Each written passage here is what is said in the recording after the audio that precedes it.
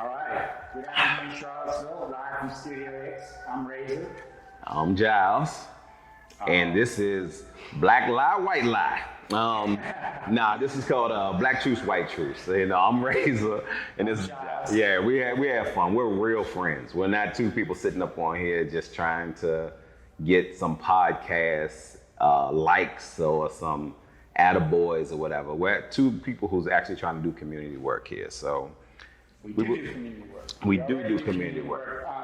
And we work in the media, and we've seen that people want to see people talking and hear them live without a script these days because they don't trust anyone, Yeah. which I get. At another level, if you don't trust anyone at all, you stop talking and hearing Yes. and listening. And start assuming. And start assuming and making assuming. stuff up, right? Yep. Black and white people are really good at doing Yes. it with each other and, Yes. and with each other. And then that becomes Black Truths and White Truths. Two parallel realities that exist in Charlottesville. Yep. You know, that exist probably in every Corner. of our lives. Yep. You know, Every it's corner not of the like earth. This Every is corner new, of the and it's not a specific disease to Charlottesville. That's right.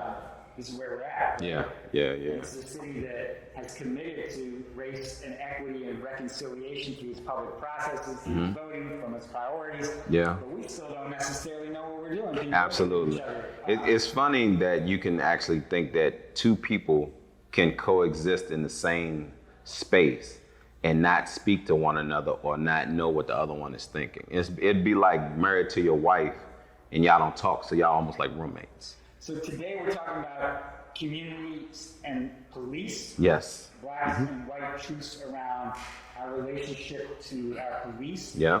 As communities, we know the importance of this. Yeah. We have James Watson as our guest. Yes. Founding chair of the CRB here in Charlottesville, one of his many hats, but somebody who's been, a public champion and protagonist in this discussion, which is a difficult one at a really difficult time. Yeah, James is one of those people to me who is a trusted associate, and it's because he does a lot of what I do. He knows how to maneuver himself throughout this maze we call life and be successful. Success looks differently for each one of us. For me, it's more of a person who's been incarcerated, who learned to own businesses, who worked close to the White House, did all types of things to be where I'm at now. So I understand that I'm rare, like there's a lot of guys who have my story that don't have my outcome. Now that doesn't mean that things won't go horribly bad for me in the future, but up to this point, I didn't have a model that I was looking for that I could follow with everything that I had become. I realized that I am that model. So for the young kid that's coming up who fell by every pitfall that they said a black man is supposed to be, incarceration, kids by different women, getting in trouble, was nothing more than a great athlete, all those type things, and still be in the same rooms that I'm in right now, I am that model. So this Black truth that I have is something that I need to share. So some of the things that, for me on the show that have already resonated, just like is differences. You used the word success when you started that speech, your path. And, we were talking about success from the white perspective last week. Yeah. Being essentially like this unattainable standard. It's the cheese in the rat maze. And that, it's unattainable, but if you don't have it, you're a failure as a white person. And that's crazy. Black people don't look at white people like that. Right. But white people think that. That's part of the way you understand our psychology around equity or our psychology around the way we navigate our lives and this, overlap between the public interest and self-interest, which is part of government and democracy and changing policies and all this stuff. If you don't understand someone's self-interest, how are you going to understand the relationship to the common interest, right? In my opinion. And so one of the things we get into on the show is how we have those conversations and bring them to the table when we all say we want the same thing, or can we get to the place where we recognize we don't and get around the next corner? Let me ask you a question, Giles. How is it that, you've heard different terms like good old boys club and you know what I'm saying, like white terms have same as like black terms. How is it that a team mentality can be constructed when it's like predominantly, like say white people, white older men, but not look as a team mentality for your community to say, okay, if my nucleus is strong with just us here, if I apply that same mindset to my community, regardless of what the person looks like, that we can still be successful. Why does it not transfer over? Why does it become the opposition? Oh, because they look different. That's a deep question. I'm not sure I know the answer to that. I'm not sure I would say it that way. Mm-hmm. I think if I were to go back and through the way I represented white points of view in the first two shows, maybe a critique would be I'm not being honest enough about the compassion I have for white people and for being white. Like, I'm not positive enough about the things that white people think are positive. And I think that those old boys clubs in general thought that they had the best interest of the community in mind. They were the ones who had gravitated, the cream who had risen to the top. Yeah. They knew that those strings could only be pulled by a certain number of people, and they were the ones trusted with that. Right? Gatekeepers. Right? And so there was this reflexive logic that, like, what's good for us is good for the community. Okay. And vice versa. Mm. And, we know That's what deep. that looks like in the American South if you're black. Yeah.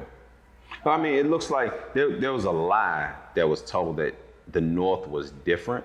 And it's just because somebody has a suit on and a robe makes them no more detrimental to a person than somebody that has a sheet on and a hood.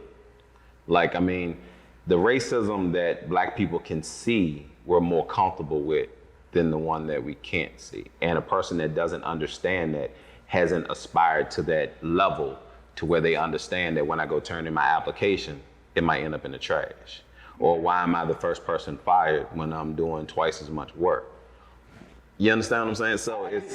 You asked in the last show, just to transition to today's show, you asked in the last show, when do you have that talk with your son? Have you thought about when to have that conversation? 8 years old.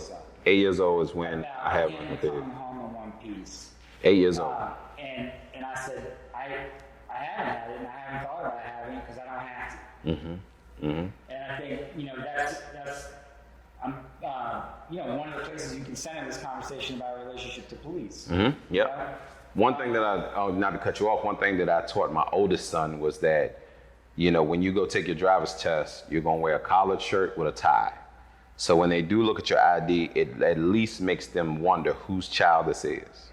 That might buy you enough time to where I can come pick you up from the police station. Yeah. Yeah, and so probably my favorite interaction with Daniel Fairley last week was just this idea around secrecy and code, where he's talking about trying to figure out how to code switch between his black family and his white family about not calling somebody out on their BS. Yep. Right? Yep.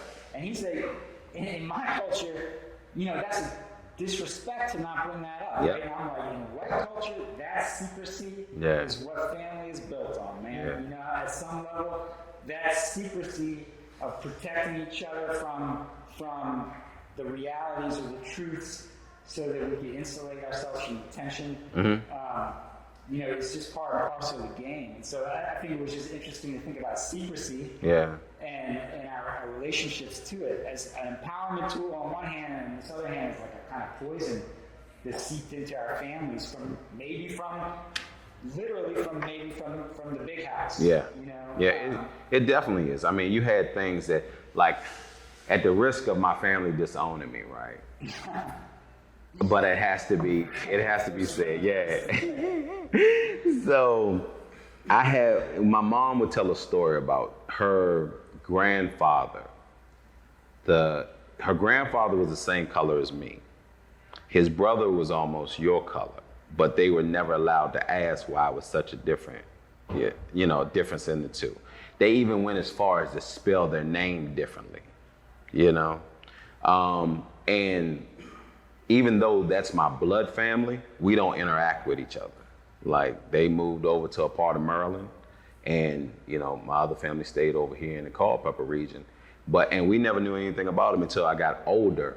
And as I got what looked like success, people start, communicating, hey, how are you? I think we this, that, and the other. What? Yeah. So then I went and asked my mom, and then the story came out. And I was like, I never heard it. She said, that's because we were never allowed to talk about it. So don't think that black people don't have secrets too. I You know, so, yeah. Okay, cool. Well, let's bring in James Watson. Gotta give him a standing ovation. Yeah. I give you a standing ovation when my feet hurt. Yeah, I was Been on my listening to you guys. I was learning. Yeah. Felt like I was back in school learning something. Hey, that's what's up. Yeah, Twice. exactly. Yeah. Twice. Yes, indeed. So yeah, Razor brought you in with the Fear the Turtle speech. Yeah. But James, thank you for joining us. You know, our third guest, really deep subject. You know, I don't know. I guess my first question for you is, why did you get involved in community police relations as a? Why would you do that? Who goes in that? Yeah, well, you know, I kind of believe that as you're moving through this lifetime, right? Wait a minute. Hold on.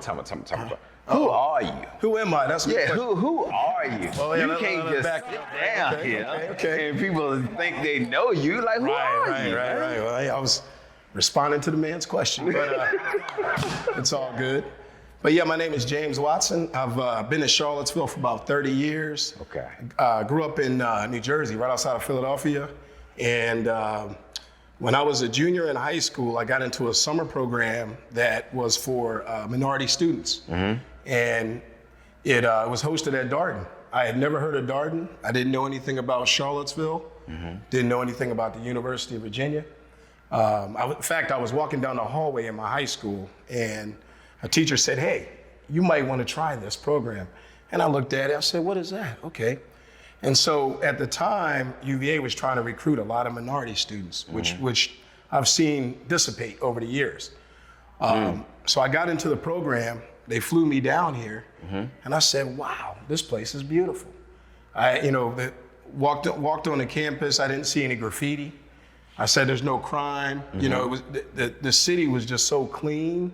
You know, I didn't necessarily live in a like right in the city, but I was 20 minutes from Philadelphia, an hour from New York, right near Trenton, right near Camden. Right. So when you went to visit colleges and other places, they were just more urban. So came down here a long time ago, generally fell in love with it, went to the University of Virginia, went to Piedmont, somewhere in between, went back to UVA, got married about 18 years ago. My wife and I, we just celebrated our 18th anniversary.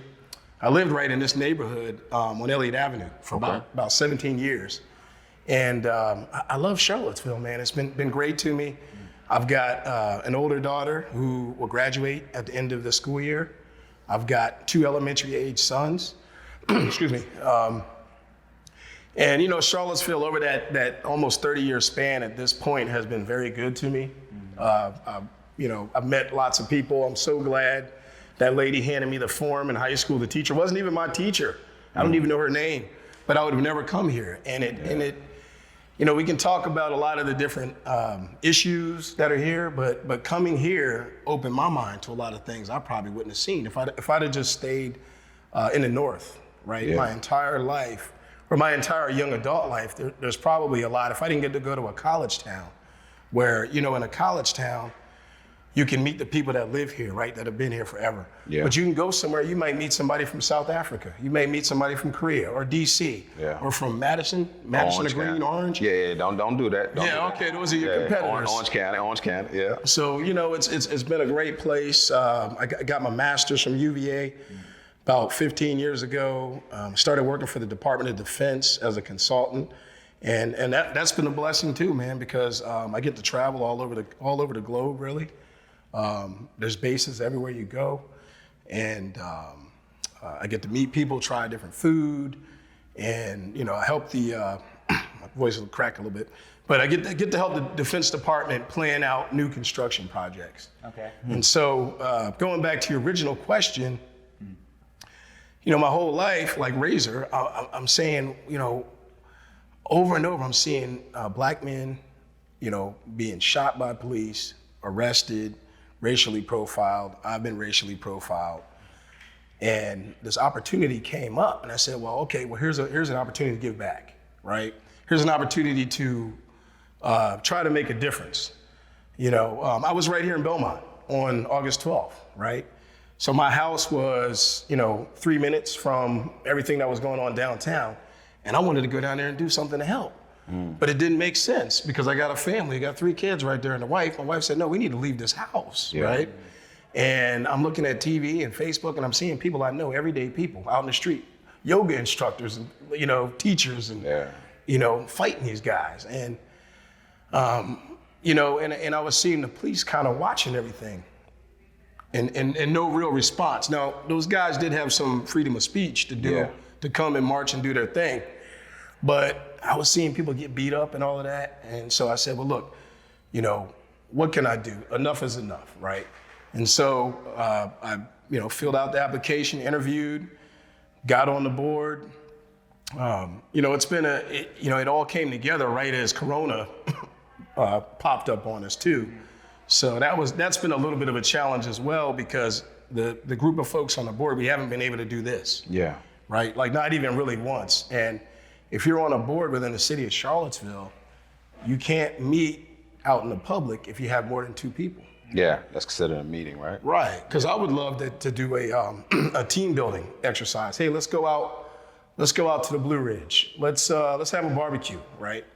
But every time we've met to date has been on Zoom for over a year, 14 months. So y'all don't really know each other. We don't know each other. So when we sit in there, lights, camera, action. Yeah, that's tough. Talking about some heavy stuff, it's kind of like, and, going back over the last year, we've all been managing this whole thing too, right? I got 3 kids. Yeah. My kids were at home, right? No school to go to. Right. So, and when we got started, it was right about the time when, right after, when everybody was rioting. So George Floyd was murdered in May. And we were picked back in January of the same year. Okay. But we were never launched. The city never said, okay, you guys' start date is March 1st.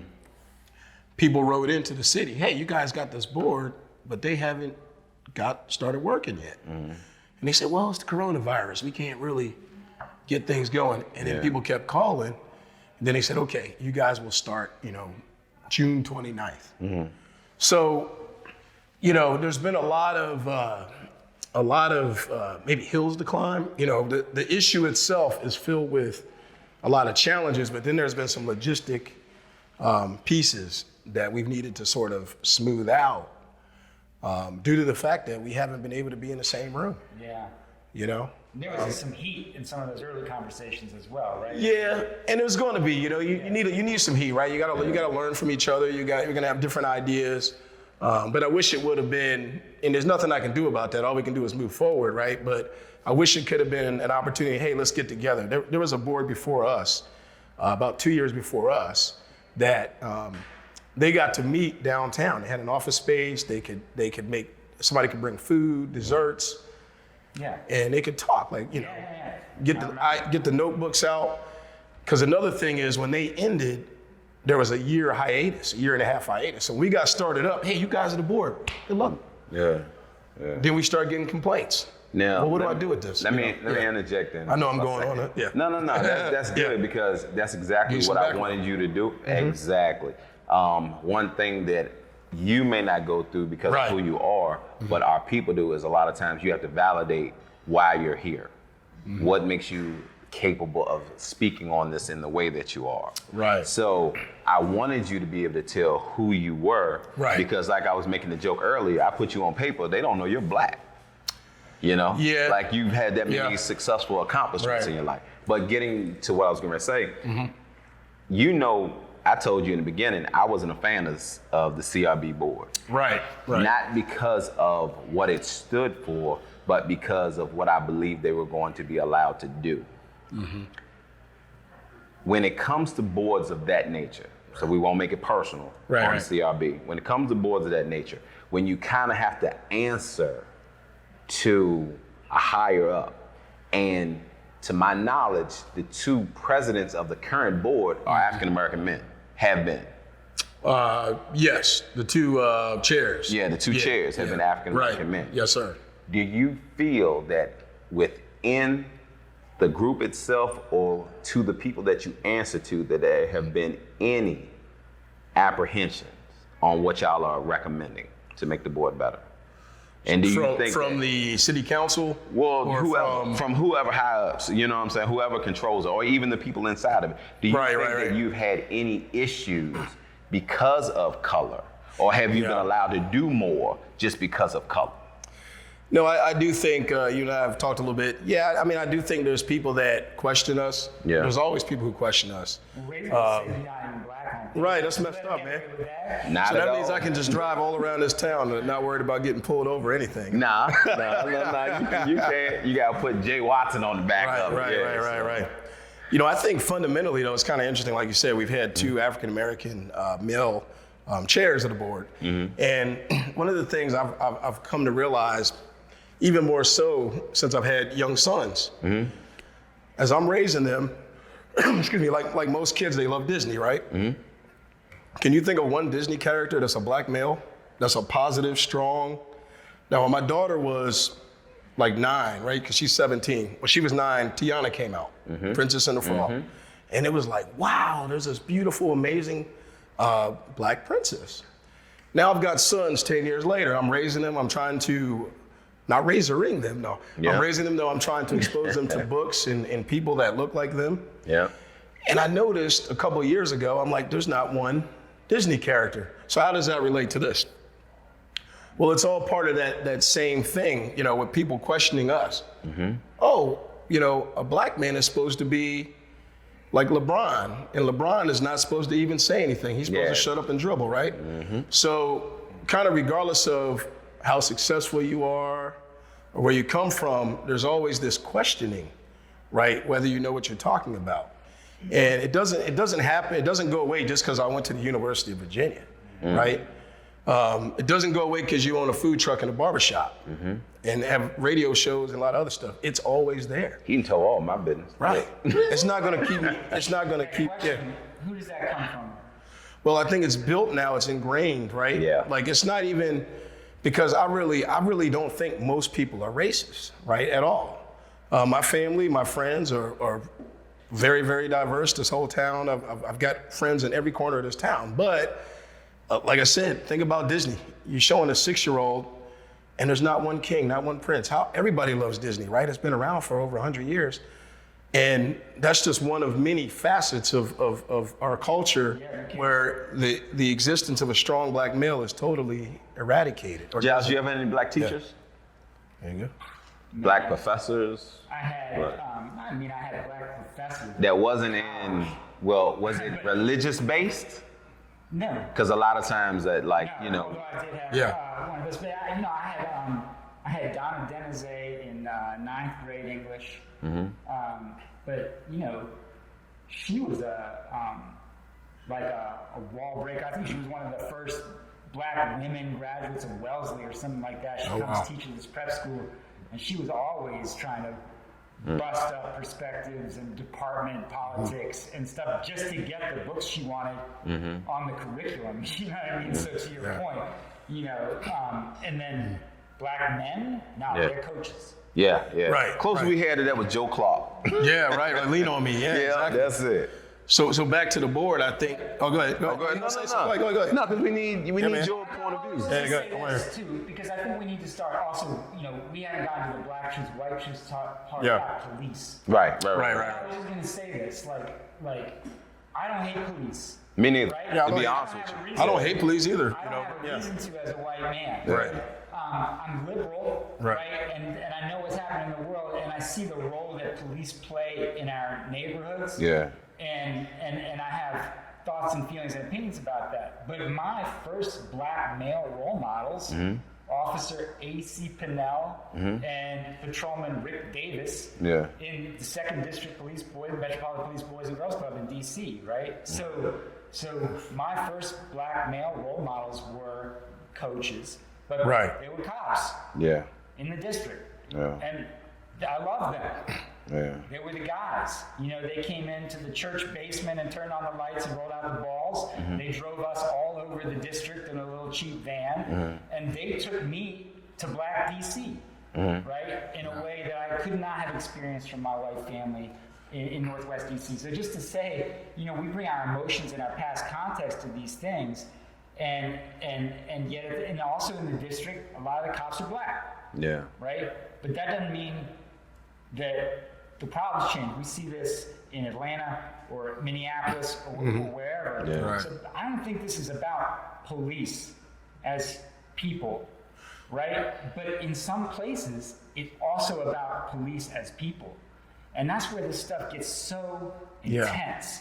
And as a white man, I don't really know how much more in a conversation I got room to unpack, but I'm curious where you come to like your first thoughts about your experience with police, and then how you unify, like you say, that feeling betrayal the community had on the stand down, in the perceived stand down here, right? And that was under Chief Thomas, African American male policeman, and then now we have Chief Brackney, African American woman police chief, who's on the other side of this conversation with the community. If I can interject real quick, I really didn't have, this is gonna sound kind of backwards.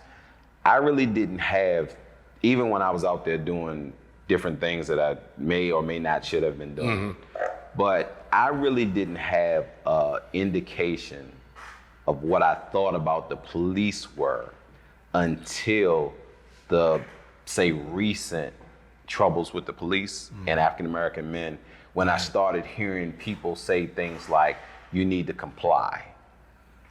So when I took that language and started applying it to the circumstances and trying to honestly see where the people that were saying this were coming from, if he had complied, then he would have lived. He would have had his day in court. Not realizing that court don't generally end up good for a black man anyway, right?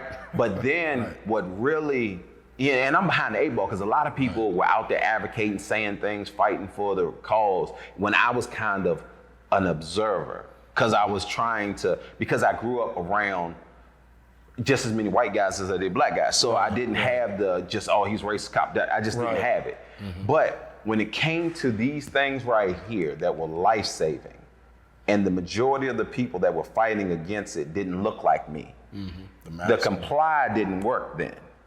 That's true.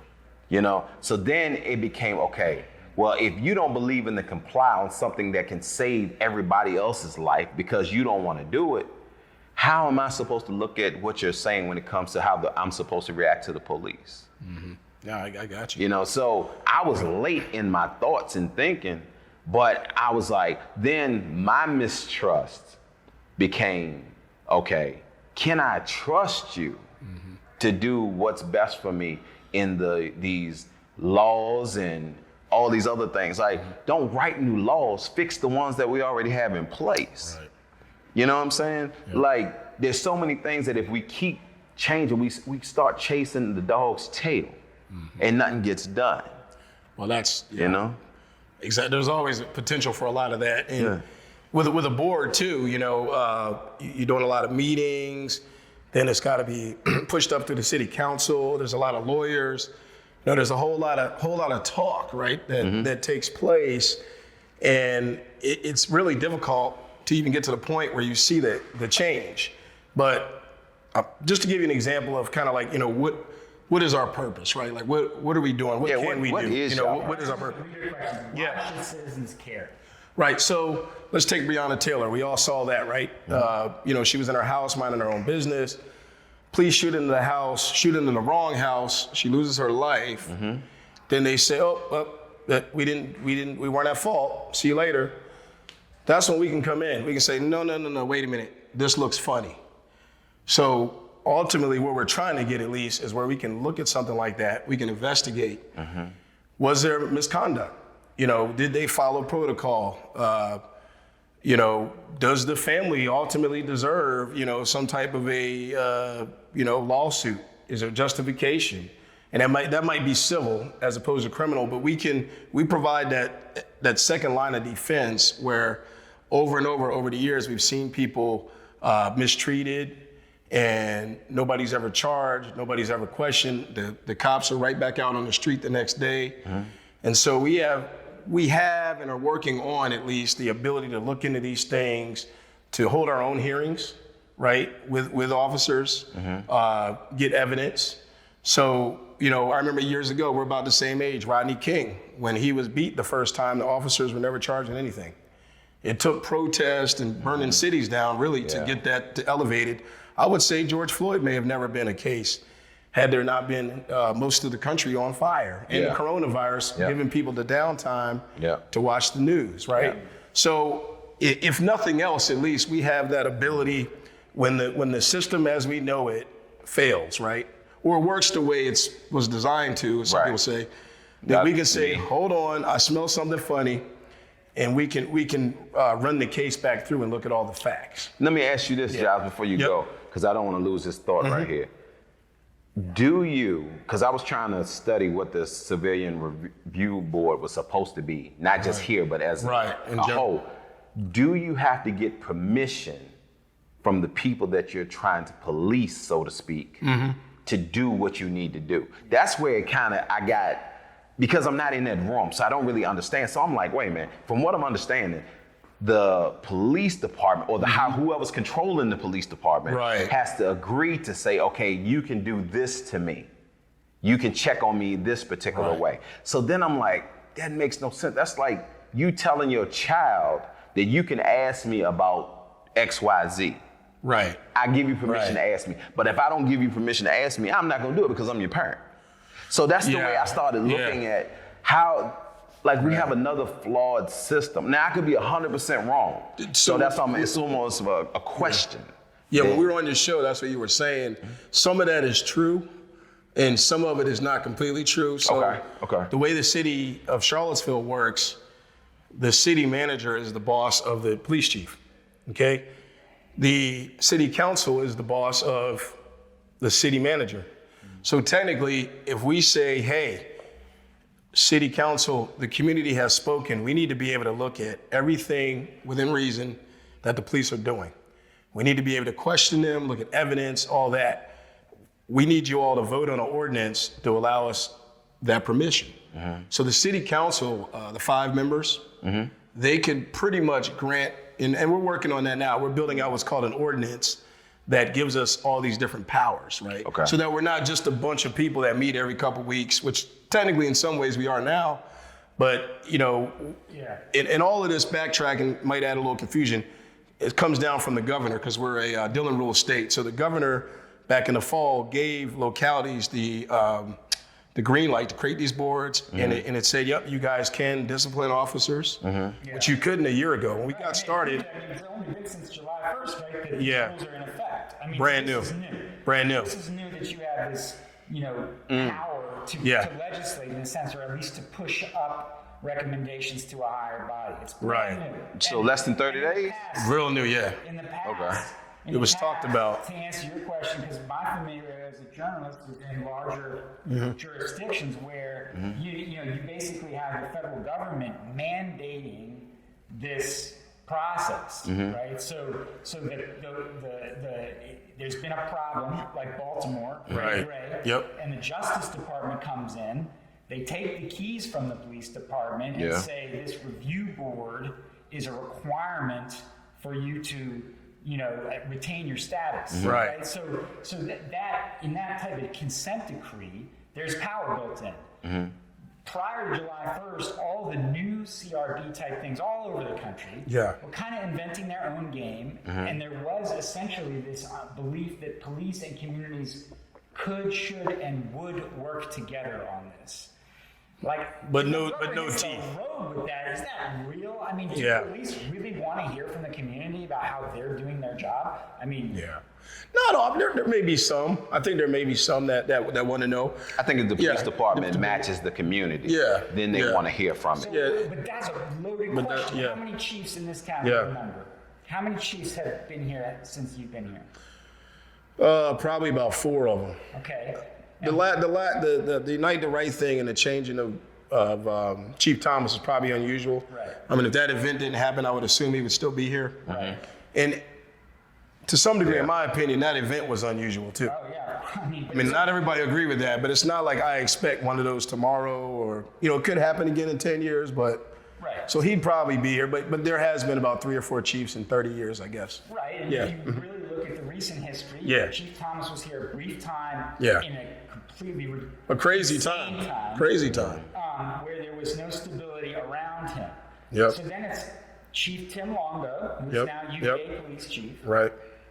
to Chief Rochelle Brackney, a black woman coming from D.C., among other Yeah. places, with a academic policing background, saying all the right things, but landing in town and getting immediately buzzsawed by Yeah. the local activist community because of the standout, right? I mean, Yeah. not her baggage, but the town's baggage. Right? People were burnt. They felt heartbroken. And Yeah. now we're coming from that place, the prior board, Harold Yeah. Foley, Nancy Carpenter, Jeff Vogel. Where's the data? Where's the data? Show us what happened during Longo. We want to see what happened during Longo. Yeah. And now there's stuff coming out, like in the Intercept, saying there was a whole dragnet, DNA dragnet. I remember when that was going on. I was a bartender on a UVA corner for a long time. When I was in school and grad school, that's how I paid my way through school. And I had a lot of buddies that they would be going home at night, get pulled over. Excuse me, sir, can you step out the car? Next thing you know, we need to take a swab of your DNA.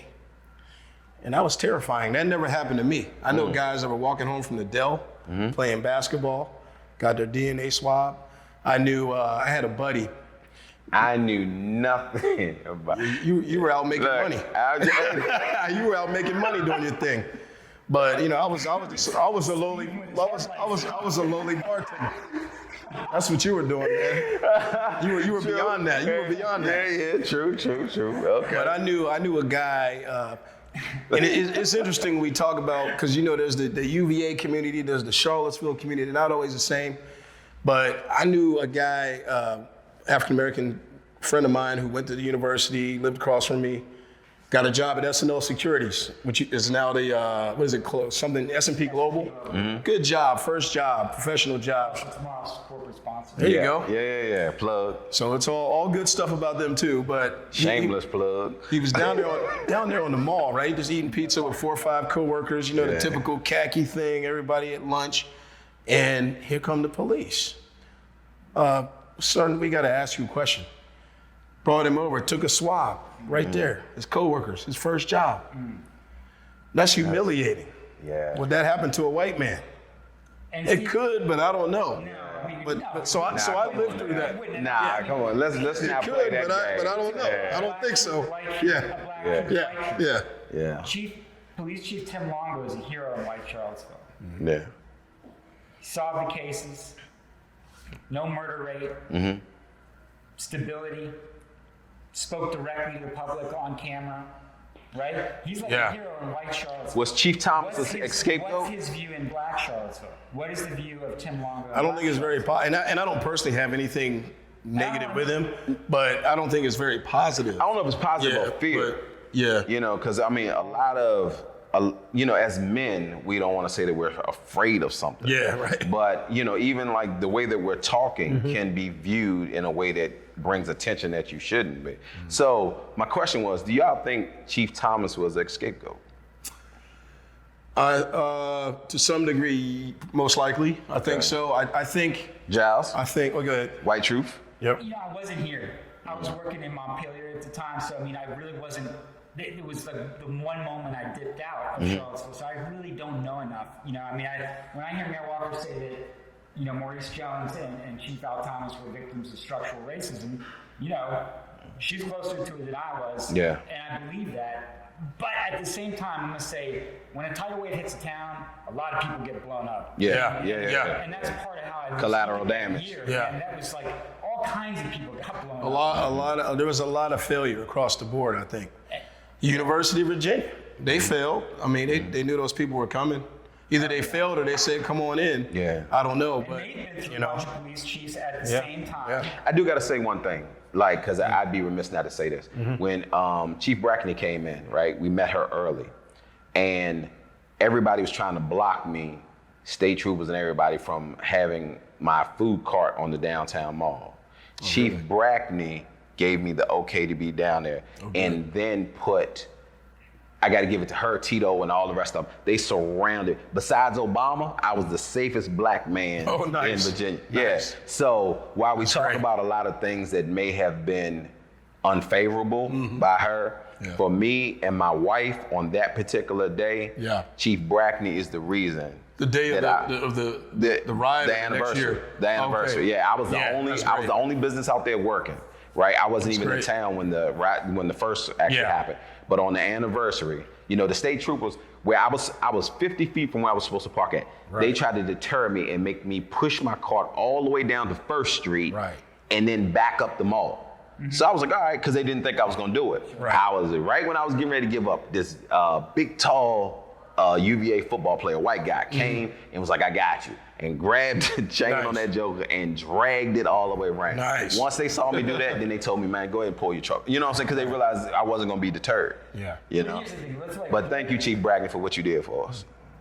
And I mean, that's where I'm like trying to set up conversation when we think about where we are as a baseline right now. You say you just really starting this work with the CRB with a new mandate. And we're talking about, like, I think it's Chief Brackney has said and done all the right things in many respects. But she never really thought that she owed it to the community that was angry to apologize or to account for past wrongs in Charlottesville. And I think most of Charlottesville is still right there where they were. From the past. A lot of them are. I don't know why she would have to apologize. If you came in this room and tore it up, you know, and I came in later, hey, you did that, you know. But I got you. That she had to apologize. I'm just saying, if you heal the wounds, help heal the Who wounds. are you working for? Right. Right? And where are those people? Where's your client right now? Do you know what they feel like? Because if you don't, how are you going to get there? And if it's just, I think police want to fix police problems by doing police things. Communities never know what police things are, so they don't see that. They don't care. So police say, we'll change rules, we'll change personnel, we'll change workflows, we'll change chain of command, we'll change patrol directives, change all that Very stuff. regimented. The public doesn't see any of that, doesn't understand any of that, and they're still feeling the emotional things from the last time they had a fight, whether it's community-wide or was close to home. And so how do you get a community into a space where they're going to actually, police get to hear police things, because that's what they need to do police things. And communities get to say community things, because that's what they need to do to be communities. And where can we add value as a community to that conversation beyond what Nikaya's already thinking, as somebody who's grown up and seen all of this her whole life and is the most powerful elected official in the place. It can't happen because, the same things that, and police, please don't start pulling me over. If I know, man. Look. See, you're good, man. You're good. I got to change your car. I drive a Subaru, so leave me alone. Watch what you say, man. Yes, indeed. We may have to edit this thing. That's right. But this is... Let me see it before you guys put it out there, man. This is part of... Hey, I have to say this every month I have a meeting. Yes, indeed. This is part of the problem. The things that the police don't want the community to do, they'll do. And that's keep their mouth closed when there's a problem. Somebody gets shot, they want to come down there and ask people who did it, what happened. So then when a police officer does something that may not be favorable to the community and the community says, hey, what happened? Then it's okay. Well, that's police business. That's, get back, you violate rules, you're obstructing justice. You know, so they're playing a two-sided coin. And that power and secrecy was absolutely the Tim Longo CPD playbook. Right? Like you could not get inside. You know, it was Teflon, and they were great at it, and they gave the impression they were in command of all these things. How do you ask for trust? And I think they had it from the white community. And I think that's all. I think in Charlottesville, that's all that mattered at that time. Or from the people with power. But there was nobody. We didn't have the leadership that we do now. Like what I'm saying is, but if the perception is still there, it doesn't matter what type of olive branch the police chief or city council extends if the people don't grab hold to it. Because when you've been burned, man, it's hard to stick your neck out there, you know, especially to the level of, you know, because a lot of times in our community, your license might have been, you know, court fines might have took your license, or you just have different things, you know. People have stress, so they were smoking weed before it was legal. And, you know, all these type of things that can lead you back into the system. And then once you get in front of the judge, which you're getting in front of the system, there's nobody there to check the judge. You know what I'm saying? We're not talking about county police yet either. Oh, yeah. If you drive over, you know, 2 blocks, 2 feet, it's a whole different force who's not having a CRB conversation right now and has more power on the highways around here than CRB does. So, the city of Charlottesville was what, 10 miles by 10 miles? 4 miles by 4 miles or something like that. People want to pilot on city council, the city with a capital C, and you guys, the CRB with a capital C, you must know how to solve all these problems right now, right? You must know yet I can only meet somebody on Zoom once a month. You know? I just don't see where, you know, I just don't see where we have a plan in place. And this is no shot at you or Bellamy or anybody else, or the young lady that always seem to have a problem with everything that y'all say on that when y'all talk. But the system that's in play doesn't seem to be favorable to change, you know, because as soon as the opposition comes, you're not able to say what you think or what you really want to do, or you got to be mindful. So there's so many tripping blocks. Lots of them, that I see us having the same conversation next year if we choose to. May I ask a question, James, like on the black truth, white truth thing? What would help you to do your work? Honestly. If white people knew something that they don't know now, what would be that thing that would help you to do the work you're trying to do as a bridge between the community and the police here? I think they need to let people of color lead the show, lead the efforts. So if any of us got involved in a women's organization, right, that was all about making sure women have equal pay, equal promotions, there's a point where we need to sit back because we're men. We can assist them along the way, but I don't know what it's like to be a woman, right? And so in Charlottesville, when you have a lot of these boards and nonprofits, because we're really a highly white city, the white community usually outnumbers even the black people and brown people that are part of these boards and commissions and nonprofits. And a lot of times we have people who have a lot of time availability, right? Because they're retired, they could be a professor, teach 1 or 2 classes, and so they've got 30, 40 hours a week and lots of years experience in law or something like that. So you get 2 or 3 minorities like myself, who's got 3 kids, a full-time job, wife owns a business. I got like 10 hours a week, right, to put towards anything outside of my family. So a lot of times you need the help of everybody, but then a lot of times the white group of people take over. A lot of the NAACP, I mean, there's different reasons for NAACP, but I think if you look here or Chapel Hill, North Carolina, places like that, the majority of the members are white. I have nothing wrong with, I love everybody. It's not white against black for me either. I don't want this to get misinterpreted, but they have to respect, and we run into this idea, I think, sometimes with Bellamy and I, where he may see it differently, but where sometimes, like I was talking about, people not listening to black men and thinking we know what we're talking about. It's also, if I'm not currently coming out of jail, right, then you don't know what you're talking about. You don't know the struggle. I come from a black family. We have all types of people in our, scenarios in our family. And just because, I may have gone again to the University of Virginia, doesn't mean that I can't be out here and get pulled over. At the moment, I don't live in a what they would consider an African-American neighborhood. However, I could be walking through my neighborhood and somebody, you say you grew up in the gated neighborhood, somebody could say, hey, what's he doing here? Well, I own my property. But if the Albemarle, I live in Charlottesville, but it's one of those hybrid neighborhoods.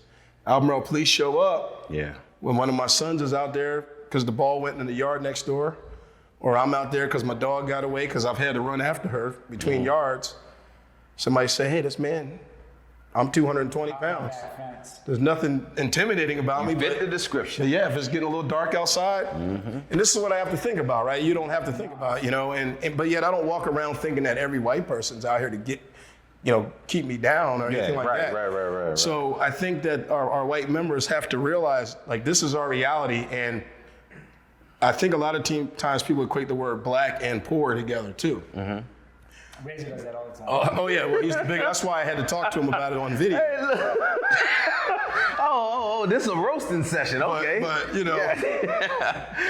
but so there's a lot of complications I didn't anticipate. Yeah. When being a part of one of these opportunities. But if at least if nothing else, we'll provide a second line of defense, right? If something goes wrong, we're there to explore it. We can get on. Thankful for people like you and other shows. We can get on media. We can raise our voice, and we have a legal mechanism that can allow us to hold them accountable. However, they have not approved all of that. The governor approved it. Yeah, we're back here. Right, the governor approved it. But like you're saying, we need a city council. Right. So right now we're essentially just an advisory board. Just make recommendations. Yeah, just somebody talking. That's it. But that's an important But you got to thing get to show. But you got to get to If you want this thing to happen and have teeth, Yeah. this is the thing that's happening, right? We Right. gotta vote on Yeah. this. But this is the thing, though. If I was white and the system is working for me, that's your problem. So why would I want? Think about it now. You wouldn't expect an Asian American to be head over Hispanic issues. That's what I'm But talking about with the women and us being part of a women's group. So when it comes to, I'm gonna just come out plain. So you're saying that, but the thing that I worry about, the way that you described it, was for the uneducated person or the person who's unwilling to open their mind and see what you're saying. It sounds like you said that the police versus black people.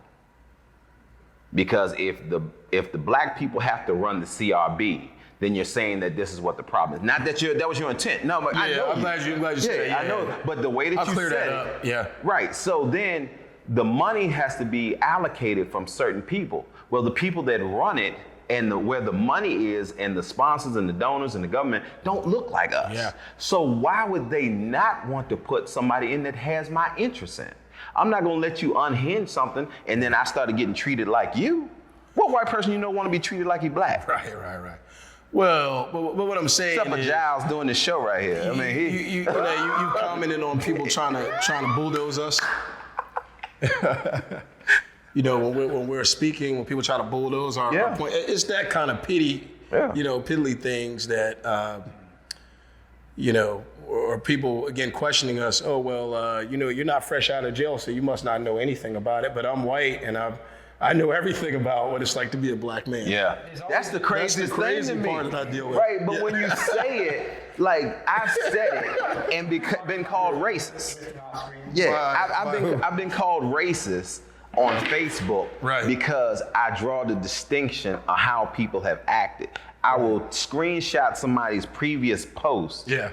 And it will be labeled as, okay, you're racist. That's why I said on the last show, sometimes when black people say what is hurting them, it's looked at as being offensive. I got you. Yeah. You know what I'm saying? So how in the world can you no black person wants to lose their job or employment or have to answer or be called racist or this, that, no. You already don't have no power. And then if you do something that ends up in court, you get representation. You don't get a person fighting for you. I don't know one white lawyer that's willing to sit up there and fight for black issues, especially a black man, knowing that it's right, because then he's going against the system that's going to promote him to possibly a Commonwealth attorney or to a judge. Like it just, why would you, think about it. Let's say we were white. Ruin it. Well, why would I do that?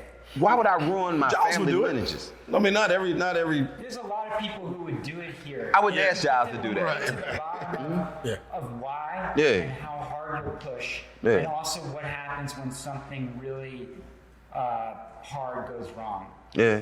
Then, or do the same people who were pushing stay there and handle the conversation, or does it come back to the black people in the room because they have to? It was the first show.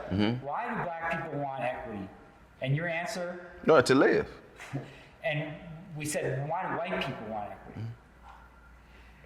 I don't and it was know. like, oh, and that's a much more confusing and long conversation. Yeah. Right? And so, you know, I think, you know, when we get back to this idea, James, you are a black man. You walk these shoes. You have come to this path. You choose this role. Like, you know, how you get a chance to talk to people out there and say, why, as white people, you need to support this and how you can do it without screwing it up. You know, what do you say? Well, I mean, you have to respect, again, the black voices, and that's kind of, I guess, been my continual theme, and realize that we're human, right? Realize that we have feelings. Realize that that's sad. we have thoughts. That you even got to say that. Yeah, I mean, that's sad. I'm just one more George Floyd thing that I remember from watching the tape. If you saw it, when they were trying to put him in the car, he said, "Hey, man, I'm claustrophobic," and these guys couldn't get around their head that this big black man was claustrophobic, right? And he was saying, "Hey, I'm not a bad guy." Now, if I was being grabbed by the police right now, you know what I'm gonna say? "Hey, I'm not a bad guy." And he wasn't really fighting them back. And I know that's not in Charlottesville, but you know, if you looked at more of the case, they talked about, well, he had superhuman strength and things like that. You know, we got to get away from this idea. He got an extra bone in the back of his foot to make him fast. Again, all the type of things that we go, man. Yeah, this is I mean, sad. there are people that don't look at us as humans, who love our kids, who start businesses, who, you know, it's always and there's a lot of bad things that happen across all types of people, but until we are fully respected, right, as, you know, hey, my son can walk across anybody's yard, and that's okay. It should be in my neighborhood within reason, right? But it shouldn't be, oh, what's he up to? Yeah. His dad owns a house down the street. You know, it's so clear. I mean, the white side of this. Yeah. But to do that work around, you know, I'm crossing the sidewalk because I see a 14-year-old boy could be my friend's son.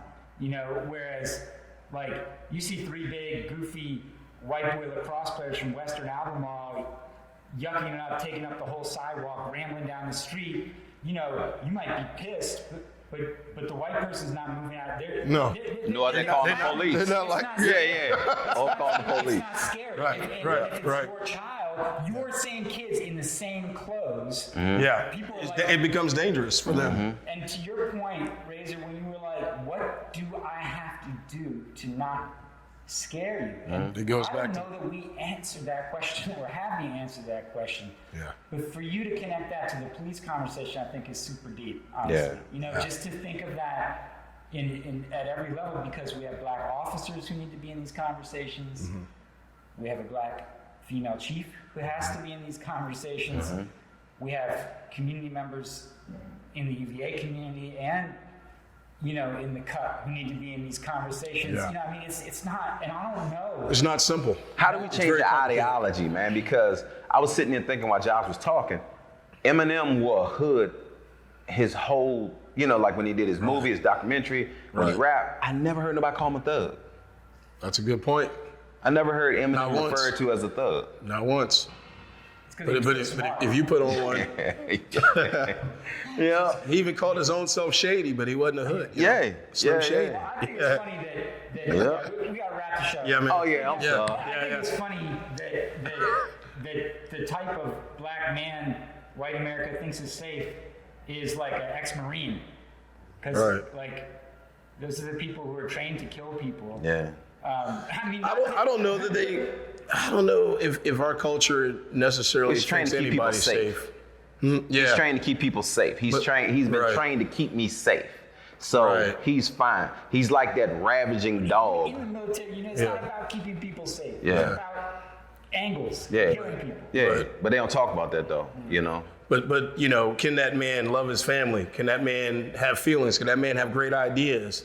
And that's the part I'm learning more and more with this experience, that people will blanketly say, no, you don't, you can't possibly Yeah. You know, and it's not said directly, right? Now, again, nobody's going to stop me from attaining anything in this world that I want, right? So this is not coming from somebody that's like, oh, the white man, you know, gonna keep me. No, I'm whatever I want. If I want to buy something, if I want to travel somewhere, if I want to, you know, but that reality is still there. And I talked about Disney. It starts from when you're children. Even if your parents aren't saying, if you're white, hey, you know, all black people are this and that, it's built into the fabric. It's getting better, actually, I think. You may not agree with that. I mean, there's starting to be, again, like with the characters, there's starting to be more books, there's starting to be more shows. Yeah, it is. It's starting to be, but it's very slowly, you know, progressing. Yeah, but I mean, what's very slowly. It has more to do with something that we can't change really, and that's the color. Because a black cat means bad luck, and it's Halloween. It's all over, And the bad guy wears black, and you know what I'm saying? All these type things. So when you're talking about a color, something that really can't be changed, it's hard to change that ideology, man. And it's even harder to make people admit that it's there. Right. Well, I'm glad. Oh, is it wrapping up? All right. Okay. Yep. Thanks a lot, guys. All right. Yeah. We got to end the show like we always do. Next week we'll be building pecan pies with honeydew, lemon sprouts, and some kind of water. I think we're still talking to Dr. Douglas about environmental. Is it her? Is it Dr. Douglas? that's what Okay, gotcha. Great. Okay. And that's live too. Black truths, white truths. Black Truths, White Truths All right. with James Watson. Appreciate it. Uh-huh.